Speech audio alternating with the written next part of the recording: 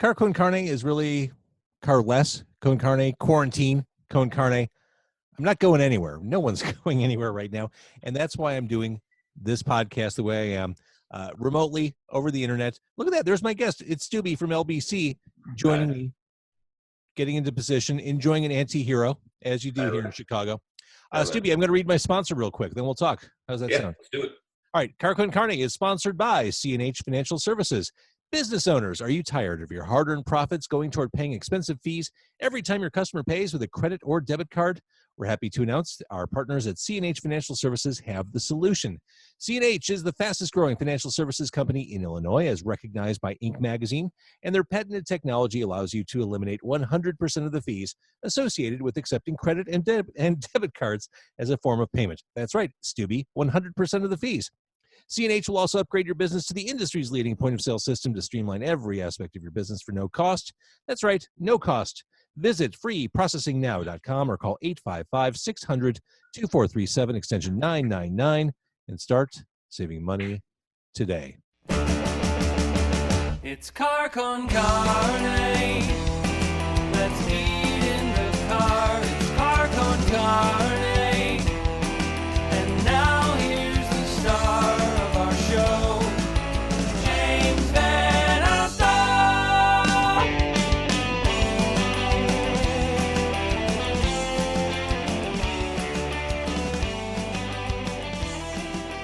And just like that, he's gone. And as we look into his room, I believe to Stubby's right, I see, is that Namor the Submariner on the wall? Oh, yeah, man. That's my favorite. I can see Namor. Who else is in that picture? That's Achuma. Attuma, of course, his arch nemesis. Yeah. So Namor and Achuma, that's number 54. And then back here I got, this used to be on my wall, but I got Namor number 1. John Byrne, classic. Yep. Secret Wars number 1. The original Secret Wars, the good one.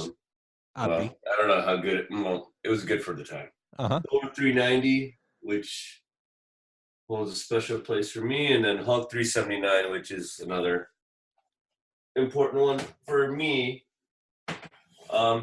Careful. I realized later when I sent that out to get made, and I realized later that like those were important books in other people's. As I didn't like, you know what I mean. I didn't like frame my McFarlane Spider-Man or whatever. I don't care, you know. I just those books were just times I remember like where I was like, yeah, I think I'm gonna read these for the rest of my life. You know what I mean? I was like, yeah, this is pretty cool. And I was really young when, especially when Secret Wars was my first real comic book. Before that, I used to just go to the library. Little tidbit on the I actually have a CD right here, but I just as a reference. But you remember like back when CD art actually mattered. On the spine of one of my old CDs is there's a J7415.9. And that's the Dewey Decimal System number for all of comic books. So when I would go to the library, I'd get dropped off, and I would go in and I would check out every comic book ever. And then I think it was for my birthday, I got Secret Wars. It was like a 3-pack. I only got the first 3, so it wasn't until I was, well into my 20s that I actually read the whole thing. Here's the thing. I still go to the library. The library is a wealth of stuff for me to take home. I get tons of new graphic novels that at the end of the day, I'd probably regret spending money on because they're expensive. And if the story sucks, it hurts. But I went to the library Thursday. No joke. I'm prepared for COVID-19. Got a bunch of movies. Island of Dr. Moreau. The First Purge. Nice. The Purge Anarchy. Hatchet. Don't know anything about this. Yeah. You're a horror guy, right? Village of the Damned. Yeah, obviously you are a horror guy, yeah. Return of the Living Dead. The strangely black and white homoerotic Lighthouse. Have you heard about this? No. It's supposed to be really good. This is going to suck. Angel Has Fallen. That's the what's his name? Gerard Butler. I Looks terrible. I don't do movies, especially horror. So horror movies, when I watch them while I'm watching them, I'm cool. I enjoy them. It's just when I go to sleep or when I try to go to sleep, I already don't sleep well. I'm an overthinker by trade, and it's a good thing in sometimes, but oh geez, not when you're trying to sleep. But yeah, I can't do horror. But it's funny that you say movies because right after this, I have a date with myself and Rise of Skywalker because I haven't seen it yet. Okay. It's on Amazon. Like I know it's eventually going to be on Disney Plus, but that's one of those things where I was like, I'm going to buy this and I want to watch it. So I'm going to sit there and I'm going to watch it. And obviously, if I fall asleep during it, I have have a lot of time on my hands just sitting around. But my life hasn't changed that much because my life was going to work, coming home, and hanging with the baby. Right. So now it's just I work from home a fair amount. So now it's just work from home all the time and play with the baby. Right. So it's the only difference is everybody else that is like complaining about having this time off. And I get it. I'm not trying to get too deep into that, but they're actually off doing nothing. Like since I have the privilege of being able to work from home on regular days, on days like this, I'm expected to work from. I have to work, right. And it's real work. It's not just like, oh, work from home, cracking a beer at noon. No, it's I have to work. So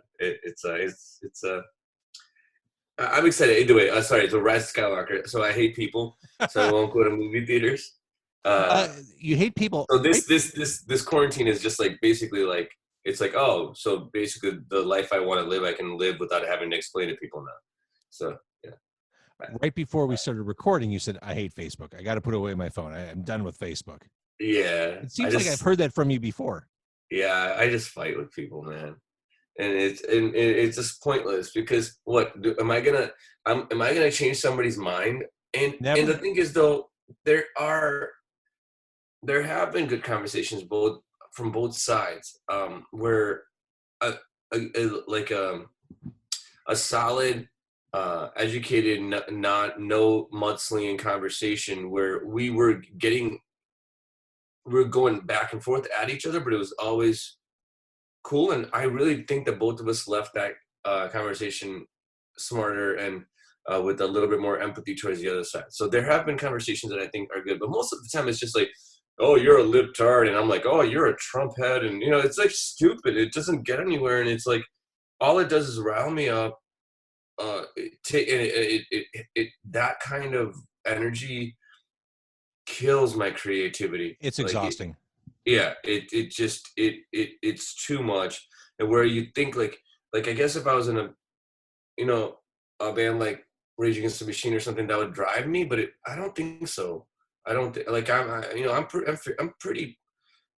I talk about a lot of social stuff in my songs, and I think that energy, because when people say it's face to face versus like social media, like social media warrior or whatever, I think what they were saying is you don't have to look at that person's face. Yeah. Like you don't have to actually be like, that person's a real person, that person actually has real feelings, and like it's just a name in some text. It's not like a beating heart, where like that person needs food and air and water and love like you do. And when you have that in front of you, that's why some of those rallies and stuff that I see on TV on both sides. By the way, on both sides, I've become more and more moderate as this has gone on. But watching these people from both sides that still have that hate towards each other, being straight face to face with them, is just like, whoa. Like I'm like, that's a whole bunch of hatred. Like I can't sit across from somebody that with a good heart feels a certain way, thinking that they are thinking the right thing and meaning the right thing face to face. Usually we end up being like, I get what you mean. I don't agree, but I get what you mean. And I see where you're coming from a good place. But you can't get that on social media, man. You definitely can't. Garbage. Every time I talk to you, I realize, oh my God, I've got so much to catch. Every time I think I'm going to have a 15-minute chat with Stubby, it never works out that way. 15-minute chats with me, man. I want to get some business things out of the way. Not even business things, but things I wanted to cross off with you.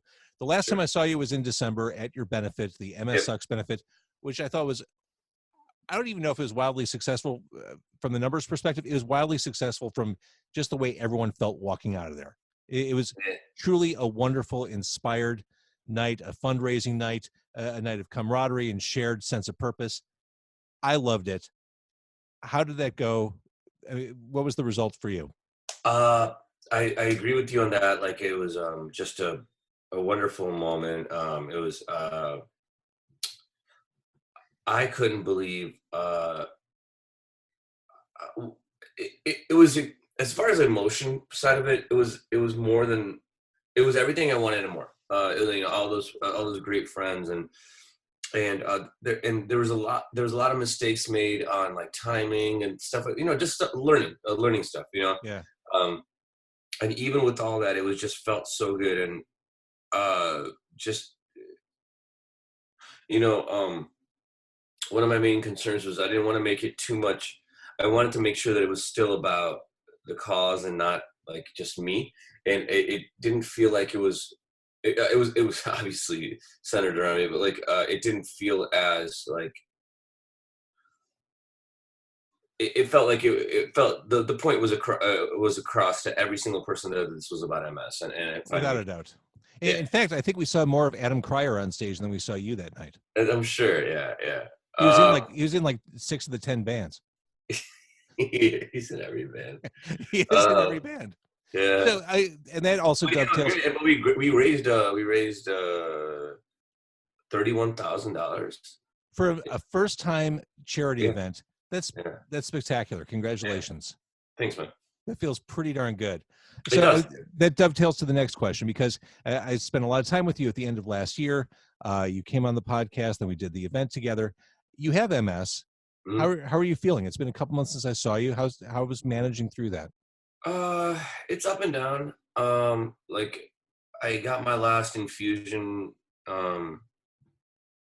first week of Feb, I think. Yeah, it was first week of Feb. And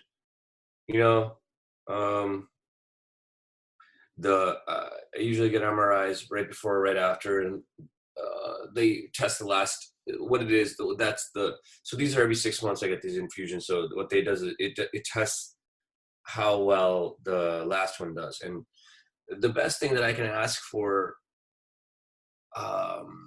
is just for it not to get worse, right? So my results came back, and I was actually, if it's possible, I'm doing better, which is like, it's not really, it's not a very, you don't hear that much. So doctors like, let's not jump the gun. I mean, MRIs are very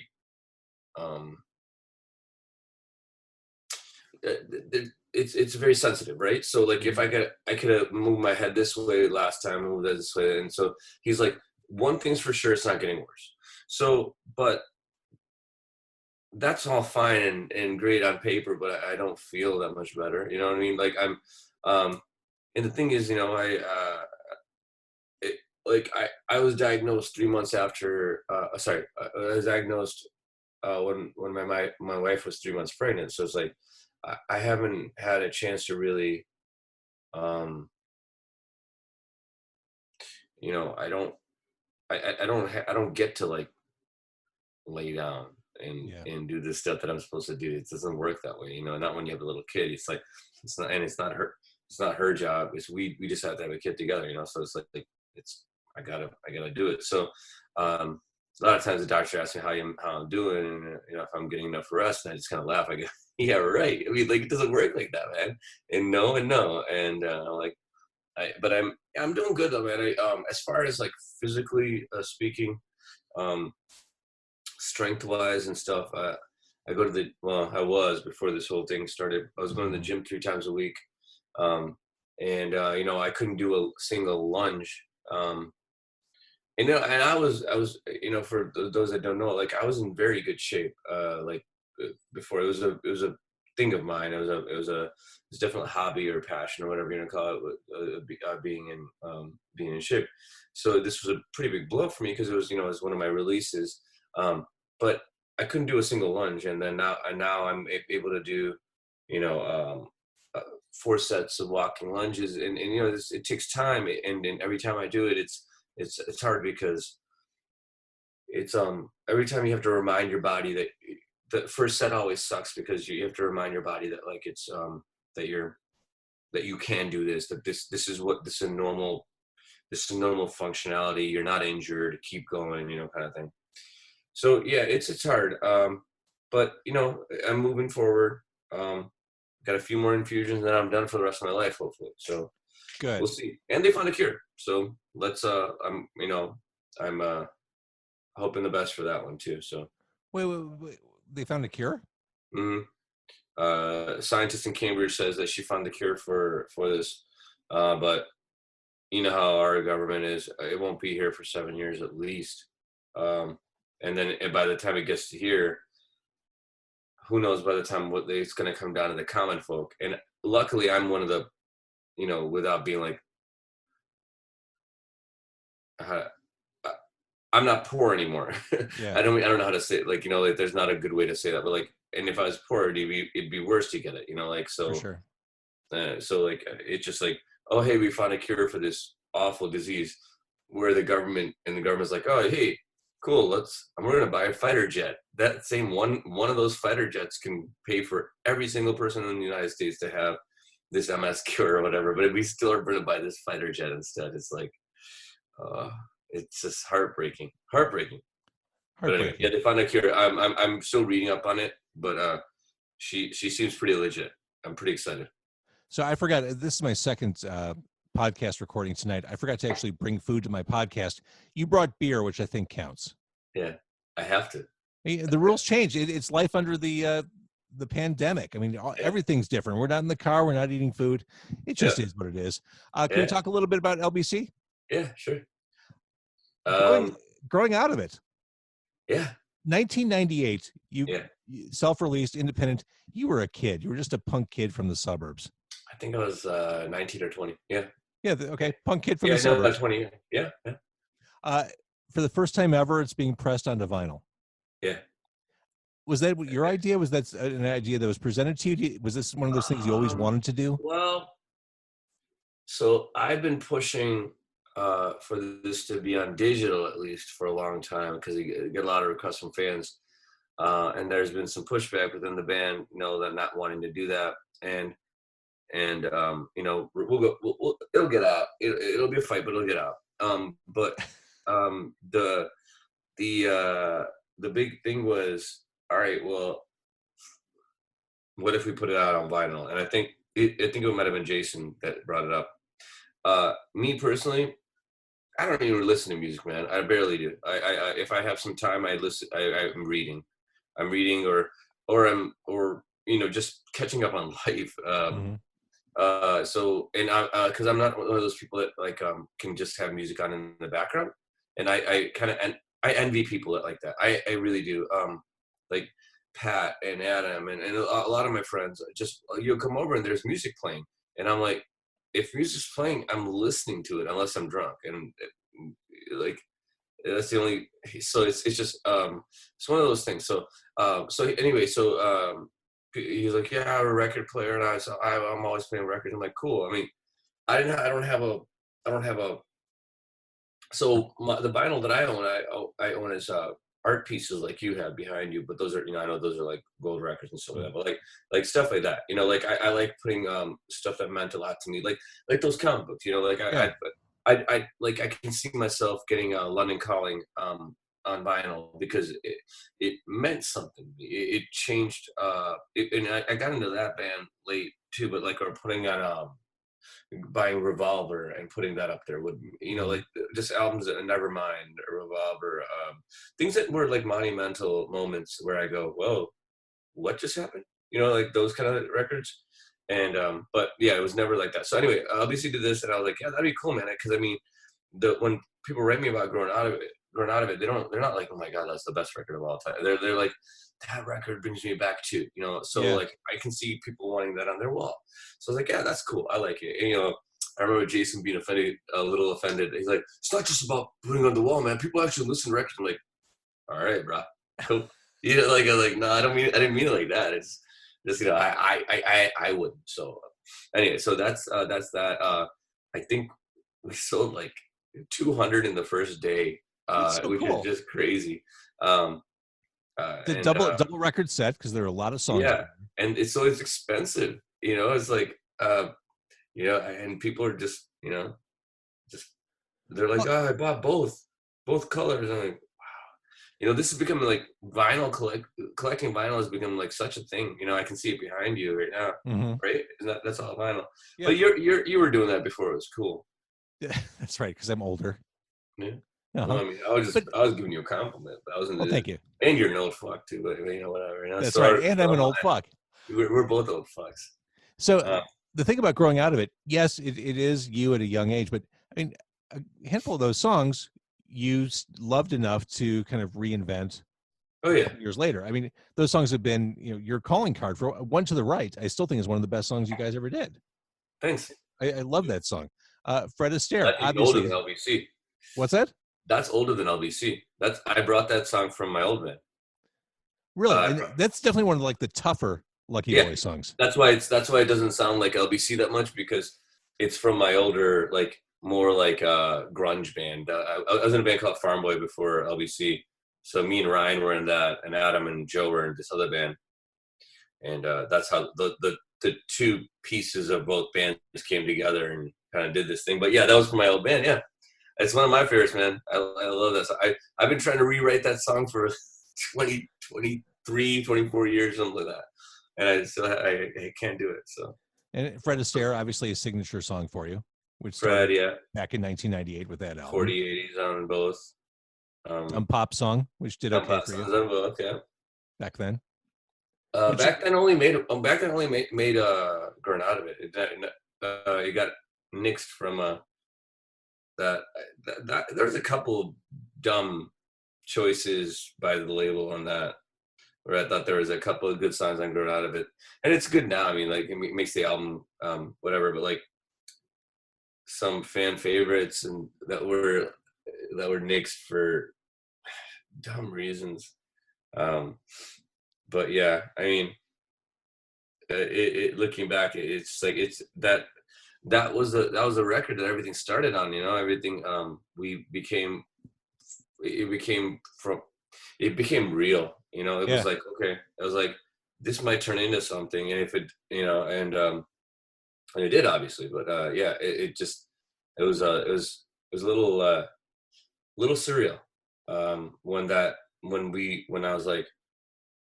when I called the place that was duplicating our CDs, and he's like, this is your 10th order, and I'm like, what?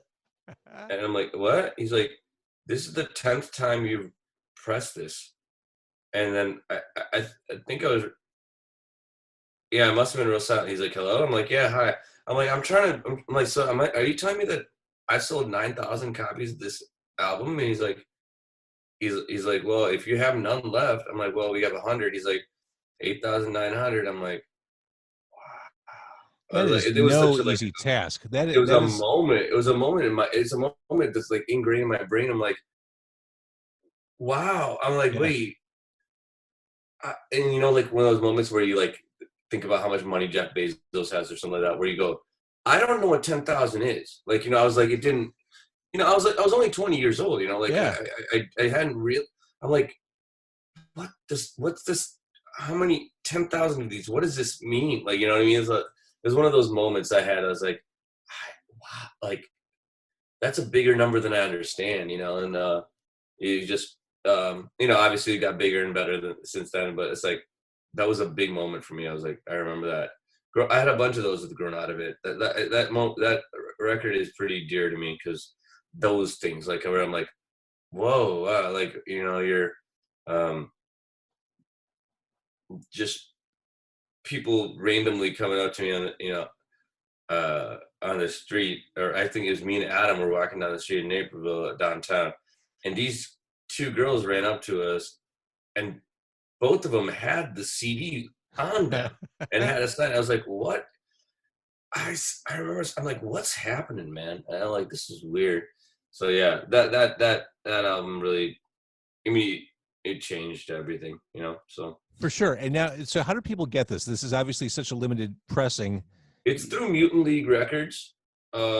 It's on our Facebook, like the links and stuff are on our Facebook. So Facebook is just facebook.com/like the voice confusion.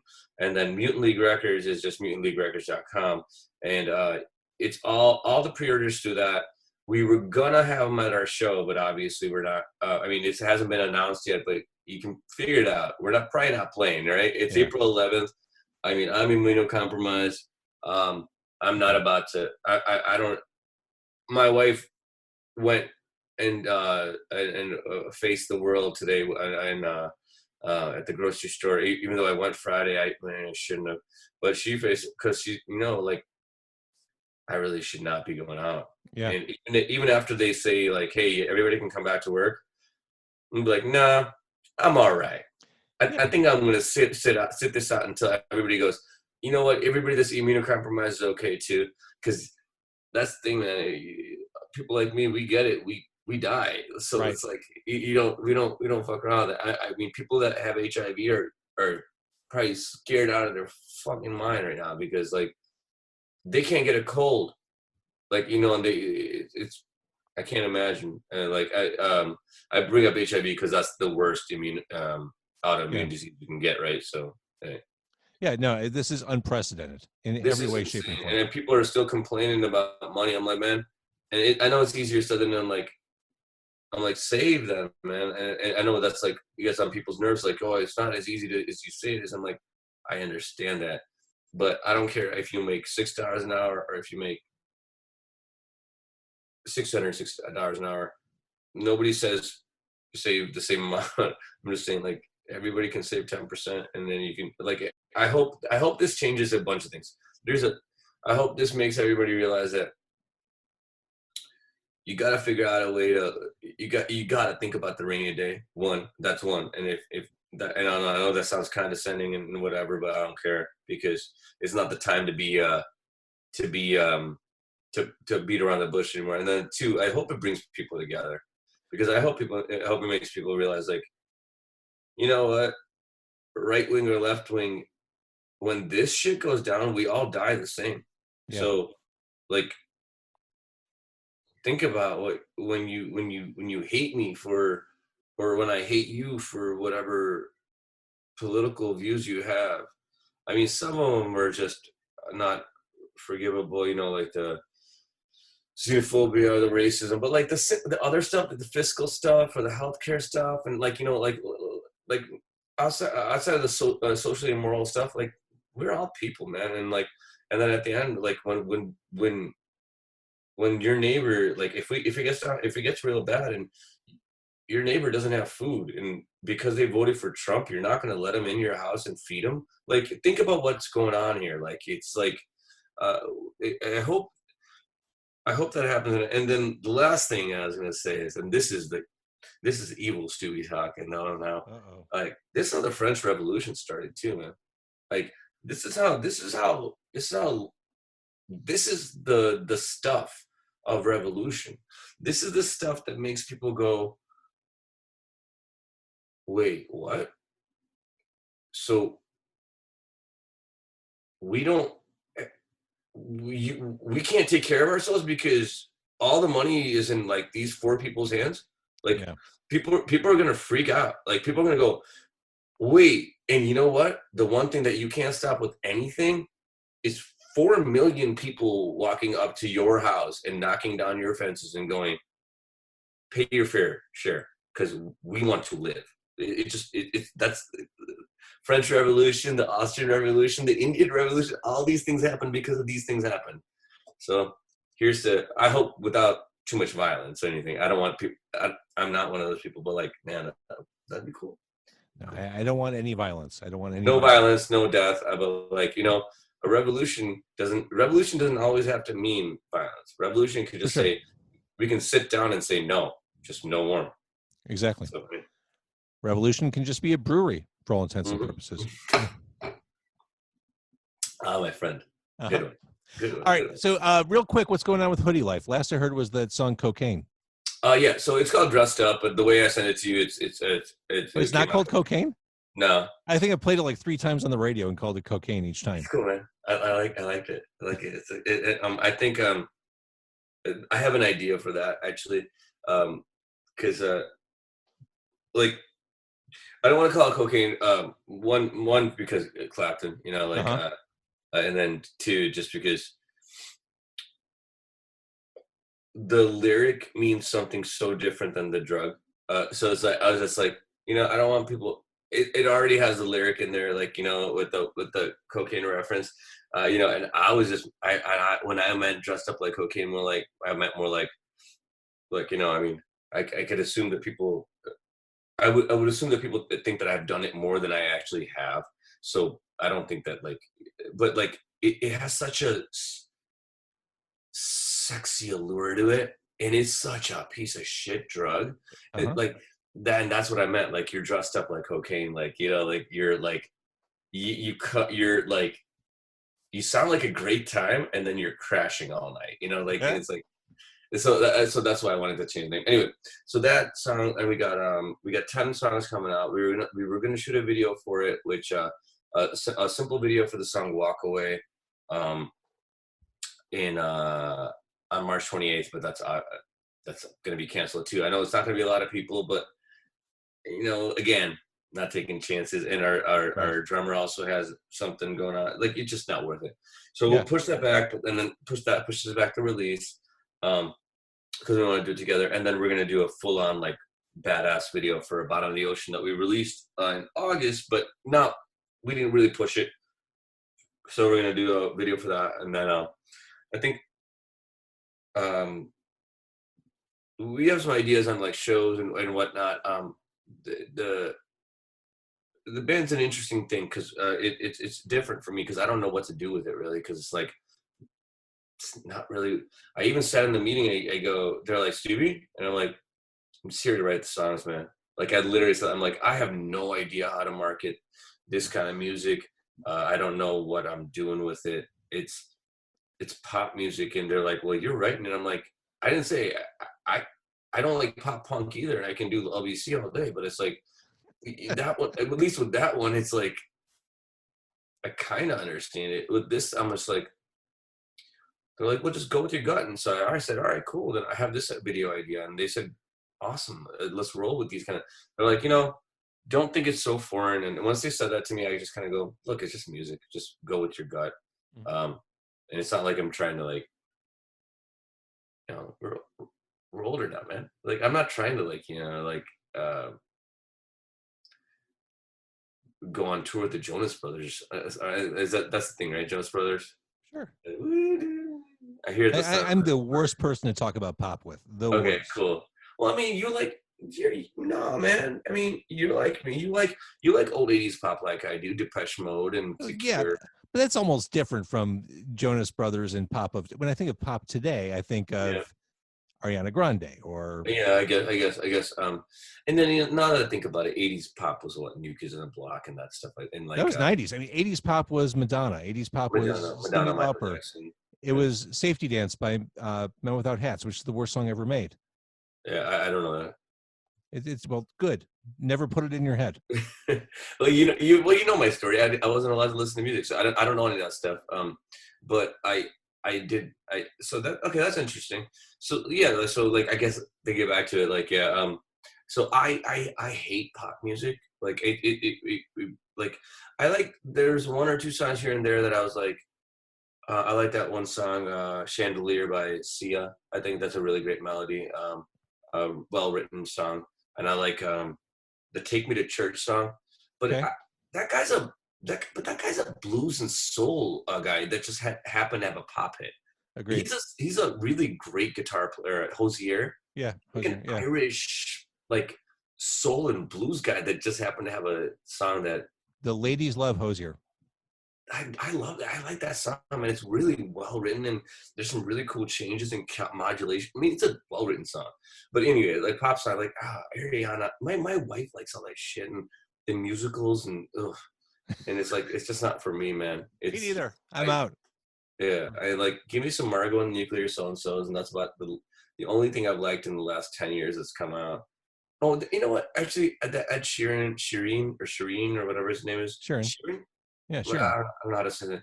There's one or two songs that I was like, okay, all right. You know, like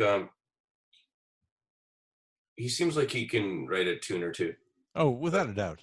Yeah. All right. So we're all sequestered. Sorry, we're going off on. I always go off on tangents. I'm sorry. Which I appreciate. That's part of your charm. So we're all sequestered. We're all stuck at home for the foreseeable future. We may circle back and do this again in a couple months if we're still at home. Yeah, man. You know, I think you're delightful, and I love talking to you. Absolutely, ditto. I mean, obviously, I mean, you were the first person I thought. I'm like, oh man, I'm like saving a copy for James. Thank you. I'm like, well, one, I know about your record collection, and two, you were such a big part of the band, and you know, like that whole thing. So I was like, oh man, I gotta save one for him. So. It's funny. It brought me back when I saw that the record was being pressed. I'm like, God, it's been ages. Like, obviously, we mentioned some of those songs made it to the major label, but I'm like, it's been ages since I've listened to that. And then I looked for it digitally, and I couldn't find it. I'm like, well, good. I'm glad I'm getting the record. Yeah, you can't find it digitally, and that's a point of contention for me in the band. So like that's gonna change. That has to change. So it's part of who you are. Yeah, well, you know. All right, Stubby, I'm going to let you be a dad. I'm going to let you do your thing. Star Wars, man. I'm Star Wars. Yes, of course. It's been ruined for me by now, but like that's my own problem for not watching the most anticipated movie and whatever. So yeah, but I'm excited to see it anyway. All right, go watch it. We will talk, I'm sure, sooner than later. Awesome, man. Always good talking to you. Likewise. Have a good night.